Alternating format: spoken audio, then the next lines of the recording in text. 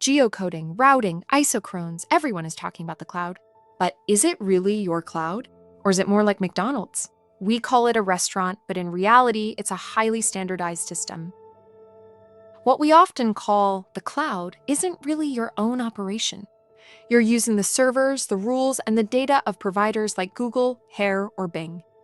It's convenient, but it's a world of fixed pricing and limited control that you're continuously buying into. Still, for day-to-day operations, it's often unbeatable. If you're running a pizza delivery service or coordinating supermarket deliveries, you need real-time data. Who gets to the customer fastest? Where's the traffic? That's where the cloud truly excels. The cloud is also excellent for pre-selection.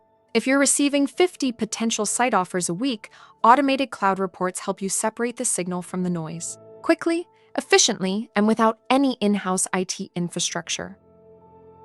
Especially for small and medium-sized businesses, this is a democratized way to access high-end technology. You only pay for what you use without high upfront costs.